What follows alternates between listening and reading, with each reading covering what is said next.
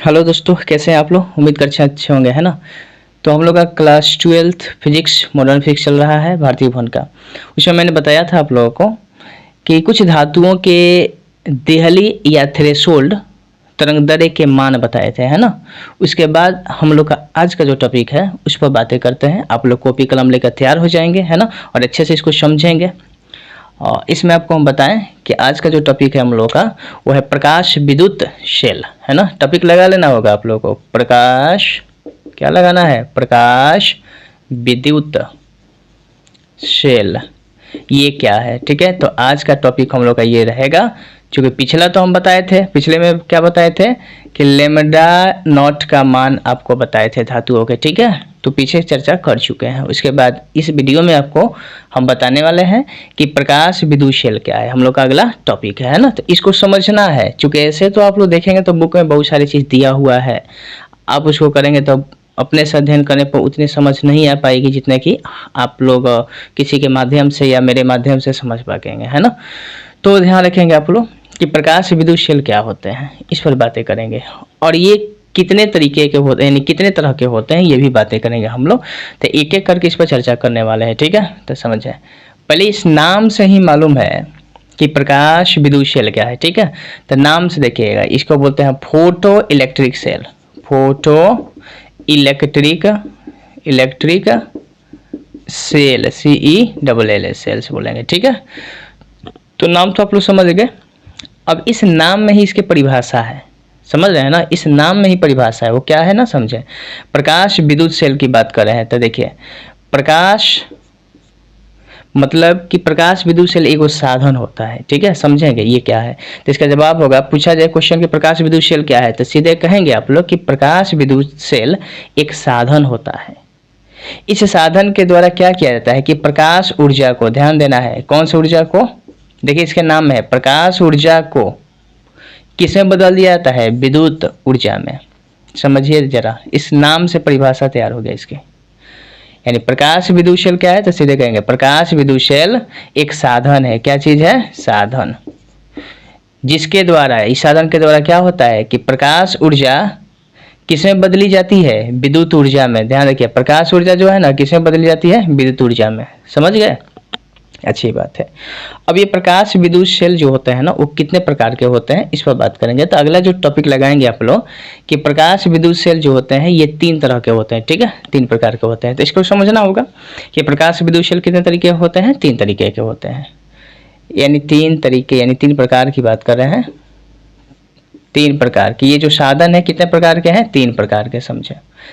एक तो आप ऐसे कर लेंगे, प्रकार जो हम बातें करें यानी प्रकाश विद्युत शेल के प्रकार, तो प्रकार लगा लेंगे हेडिंग, और उसके बाद लेंगे 3 प्रकार के हैं। पहला जो होता है ना उसका नाम है प्रकाश उत्सर्जक शेल, ठीक है। प्रकाश उत्सर्जक, उत्सर्जक, ध्यान देंगे यहाँ पर, प्रकाश उत्सर्जक शेल। दूसरे नंबर में जो है ना उसको बोलते हैं हम लोग क्या चीज, तो ध्यान रखेंगे, उसका नाम हो जाएगा प्रकाश वोल्टीय सेल। प्रकाश वोल्टीय सेल, वोल्टीय सेल याद हो जाएगा ना। देखिए कितना आराम से इसको समझेंगे, आराम से। तीसरा जो है ना उसको बोलते हैं प्रकाश चालकीय सेल, ठीक है, चालकीय सेल। तो इस तरह से देखिए आप लोग कि प्रकाश विद्युत शेल कितने प्रकार के हो गए? 3 प्रकार के, ठीक है। कौन कौन? प्रकाश उत्सर्जक सेल, प्रकाश वोल्टीय सेल, प्रकाश चालकीय सेल। देखिए प्रकाश को अंग्रेजी में बोलते हैं फोटो, और सेल को क्या कहेंगे? सेल ही बोल देते हैं, है ना। बीच में रही उत्सर्जक, उत्सर्जक को कहा जाता है इमिशन, ठीक है। तो इसका अंग्रेजी नाम ऐसे लिखेंगे, याद करने को, फोटो, PHOTO। थोड़ा अंग्रेजी नाम रख लीजिएगा, अच्छा नाम है इसका, ठीक है ना। कभी कभी पेपर में फोटो ही लिख देता है, प्रकाश ना लिखकर फोटो ही लिखेगा, है ना। तो यहाँ पर कन्फ्यूजन ना करें आप लोग। तो फोटो अब क्या है ना, प्रकाश हो गया। उत्सर्जक को कहते हैं इमिसिव, EMISSIVE, इमिसिव, यानी फोटो इमिसिव। और किसकी बात हो रही है? सेल की, सेल हो गया, ठीक। चलिए दूसरे नंबर क्या है? प्रकाश है तो फिर क्या बोलेंगे इसको? फोटो, देख रहे हैं ना, फोटो।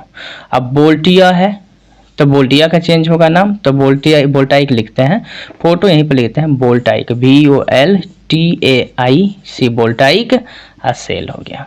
समझ गए बातें? तो रट्टा नहीं मारना है, चीज को समझ कर लिखना होगा, ठीक है। रट्टा मारेंगे तो ऐसे तो बहुत दिक्कत है ना। अब देखिए तीसरा है कि प्रकाश है तो क्या कहेंगे हम लोग, वही फोटो बोलेंगे। और चालकिया तो इसको बोलते हैं कंडक्टिव, चालकिया को क्या बोलते हैं, कंडक्टिव, ध्यान रखेंगे, कंडक्टिव सेल। तो क्या बन गया यहाँ से, इस तरह से आपने देखा। अब देखिए यहाँ पर सेल्स एस लगा दिए हैं, एस नहीं लगाएंगे यहाँ पर, ठीक है ना, ध्यान रखेंगे एस ना लगाएंगे। अब यहाँ से वो अंग्रेजी का नियम जानते होंगे आप लोग। देखिए यहाँ पर क्या बातें हैं कि प्रकाश उत्सर्जक सेल हो गया, प्रकाश वोल्टिया सेल हो गया और प्रकाश चालकीय सेल हो गया, ठीक है। तो ये कितने तरह के सेल बन गए, 3 तरह के। अब इसमें बात करेंगे हम लोग कि जो प्रकाश उत्सर्जक सेल है, ये प्रकाश उत्सर्जक सेल ये 2 प्रकार के होते हैं, ठीक है। और दोनों को हम लोग बारी बारी से समझेंगे क्या है, ठीक है। तो इसमें क्या क्या होता है तो ध्यान रखेंगे। हम लोग पहला टॉपिक उठाते हैं इसमें क्या, प्रकाश उत्सर्जक सेल। तो अगला हेडिंग लगा लीजिएगा आप लोग कि प्रकाश उत्सर्जक सेल कितने प्रकार के होते हैं। क्वेश्चन लग गया, जवाब लिखिएगा कि प्रकाश उत्सर्जक सेल 2 प्रकार के होते हैं। कितने प्रकार के, 2 प्रकार के। अब इसमें ध्यान देना होगा कौन कौन है। तो पहला होता है कि निर्वात प्रकार का, क्या होगा पहला, निर्वात प्रकार, निर्वात प्रकार का प्रकाश उत्सर्जक सेल, ठीक है। निर्वात प्रकार का प्रकाश उत्सर्जक सेल, समझ में आ गया ना, ये लिख लेना होगा। दूसरे नंबर में लिखना होगा गैस भरा, कौन सा भरा, गैस भरा प्रकाश उत्सर्जक सेल, ठीक है। गैस भरा प्रकाश उत्सर्जक सेल, समझ में आ गई बातें, समझ कर काम करना है, ऐसे रट्टा नहीं मारना है। तो देखिए इस तरह से बातें हम लोग समझें। प्रकाश विद्युत सेल क्या है, समझ गए आप लोग। प्रकाश विद्युत सेल क्या है, तो प्रकाश विद्युत सेल एक साधन है जो प्रकाश ऊर्जा को किसमें बदलता है, विद्युत ऊर्जा में बदल देता है, सिंपल बात। अच्छा, अब ये कितने प्रकार के होते हैं, तो ये 3 प्रकार के होते हैं। कौन कौन होते हैं, तो इनके प्रकार बता दिए हैं, प्रकाश उत्सर्जक सेल, प्रकाश वोल्टिया सेल और प्रकाश क्या है ना, चालकीय सेल। ओके, अब बातें आप लोग करेंगे, ठीक है। तो ध्यान दीजिएगा इसमें बातें क्या है। हाँ, आप लोग देखिए पढ़ाई करते वक्त अपने कंसंट्रेशन को बनाए रखेंगे, ठीक है। उसे उगताना नहीं है, घबराना नहीं है, है ना। पूरे अच्छे से आप लोगों को एकदम फोकस करके अपने कामों पर लग जाना होगा, ठीक है। और अच्छे से देखेंगे ना तो मैं गारंटी देता हूँ ना कि आप एकदम अच्छे से सीख पाएंगे इसको, कहीं आपको दिक्कत नहीं होगा, है ना। तो इस तरह से आपने देखा कि निर्वात प्रकार का और गैस भरा। अब हम लोग बात करेंगे कि निर्वात प्रकार का जो प्रकाश उत्सर्जक सेल है वो किस तरह का होता है, इसके बनावट कैसा है, तो इस बनावट पर बातें करेंगे और बहुत आसान तरीका से आपको हम समझा देंगे, ठीक है। और बेस्ट आप लोग करेंगे इसमें, बिना देखे आप लोग इसको ना सारी चीज़ आपको याद हो जाएगा, ठीक है। तो चलिए इसको मिटाते हैं और इस पर बातें करेंगे, ठीक है। तो अगला टॉपिक आप लोग लगा लीजिएगा, लिख लीजिएगा कि निर्वात प्रकार के प्रकाश उत्सर्जक सेल की बनावट की विवेचना करें। क्वेश्चन लगा लिए आप लोग, तो इसको मिटा देते हैं हम।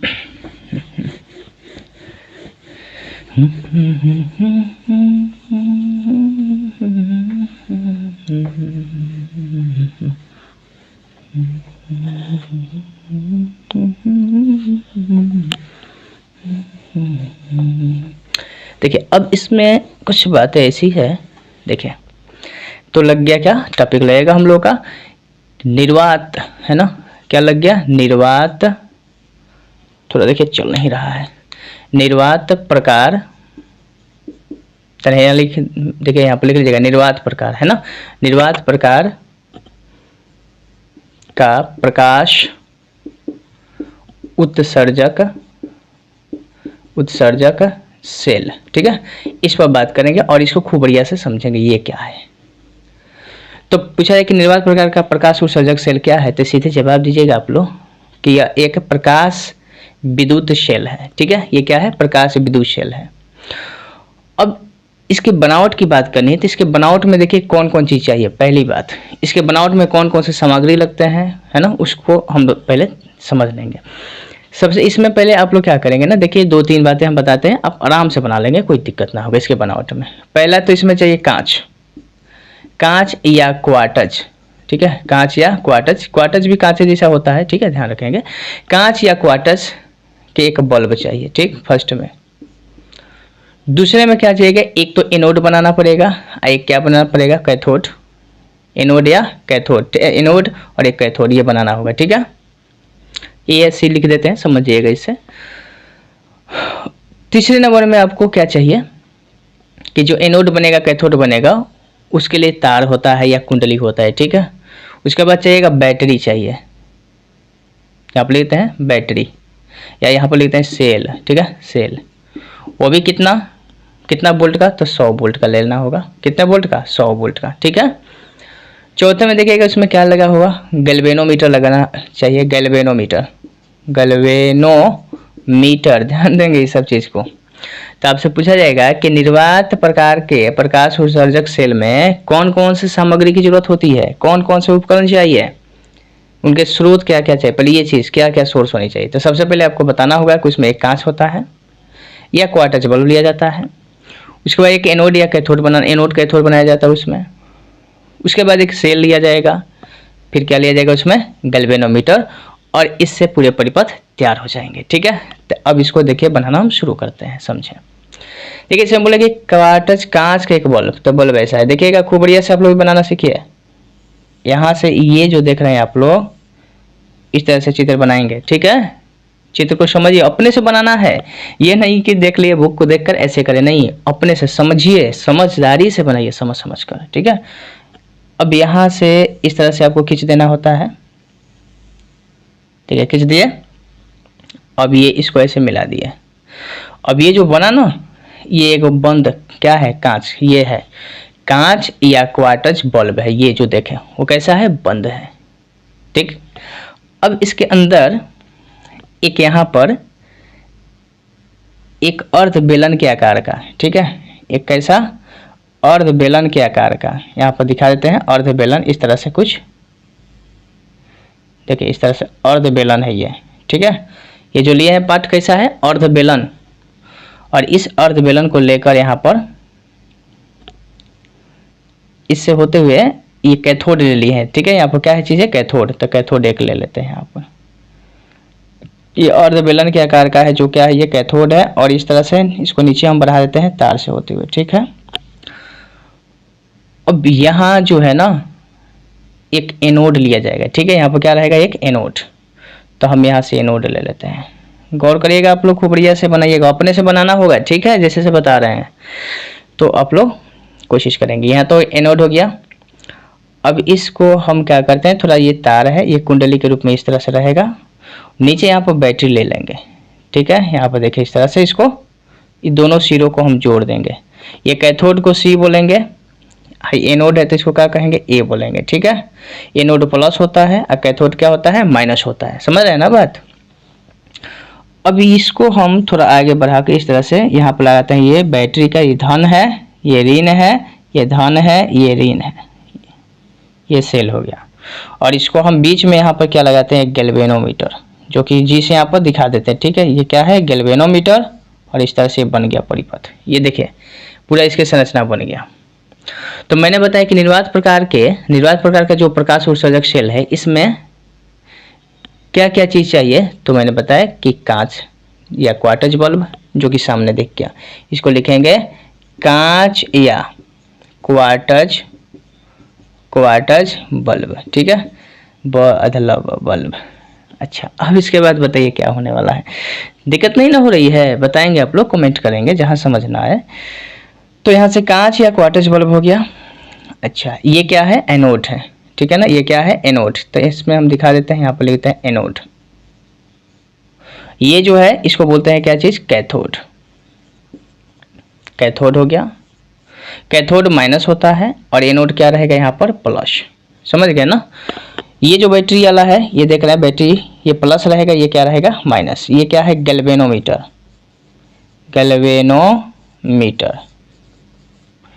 चलिए बात समझ रहे होंगे।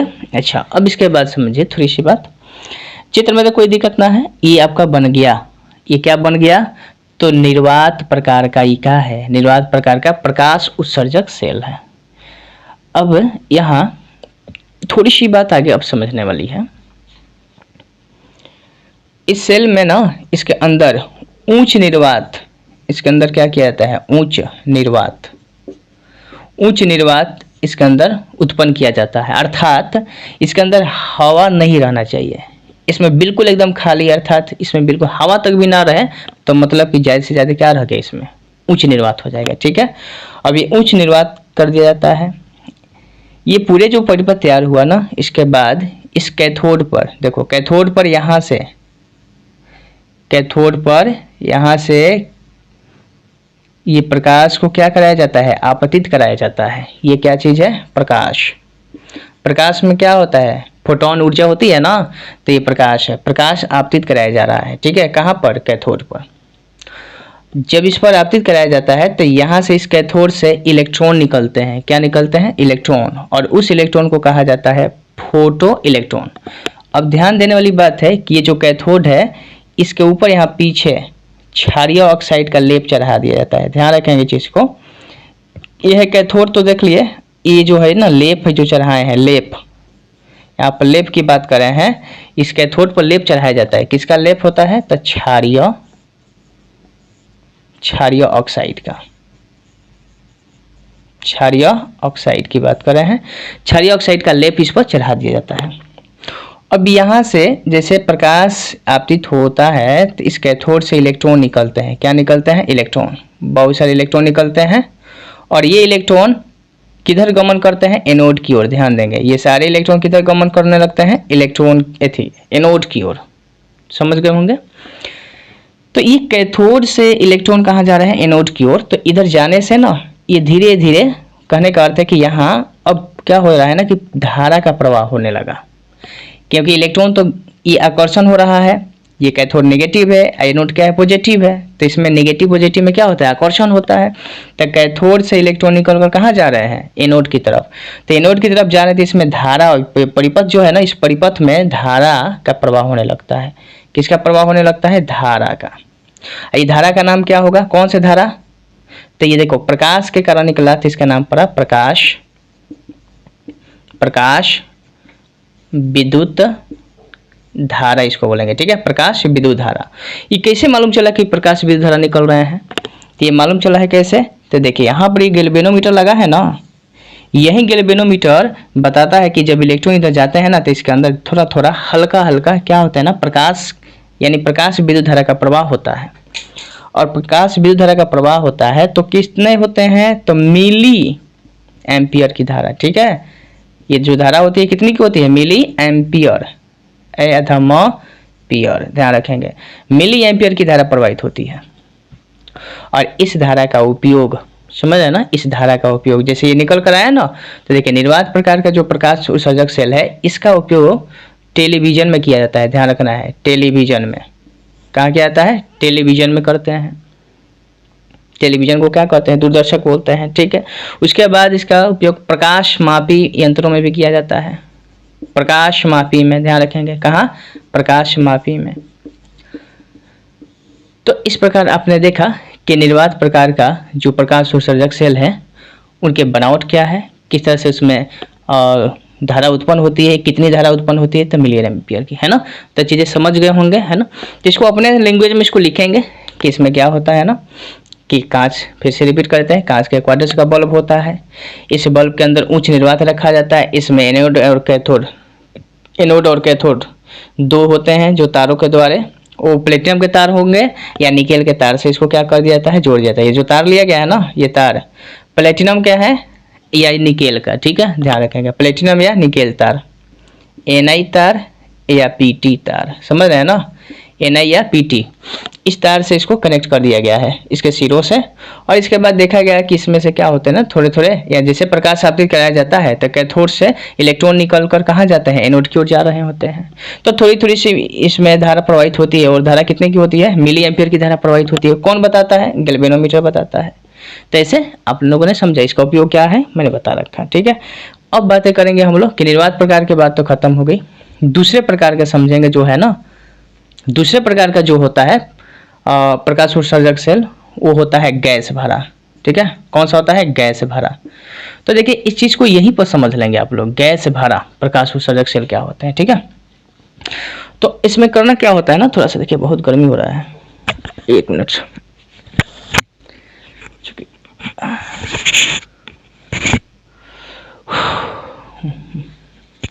गर्मी ज़्यादा है ना, इसमें फैन चलाने पर आवाज़ ज़्यादा आता है, इसकी वजह से फैन भी रोक दिए हैं। चलिए देखिए, अब यहाँ पर बात यह है ना कि इसको समझना है, गैस भरा प्रकाश उत्सर्जक सेल ये क्या होता है। ठीक है, गैस भरा प्रकाश उत्सर्जक सेल, इसमें क्या होता है कि ये जो आप देख रहे हैं बनावट, इस बनावट में जो कि पहले वाला निर्वात वाला है, इसमें क्या किया जाता है कि इसको निर्वात नहीं रखा जाता है। समझे, यहीं पर बात है, निर्वात नहीं रखा जाता है।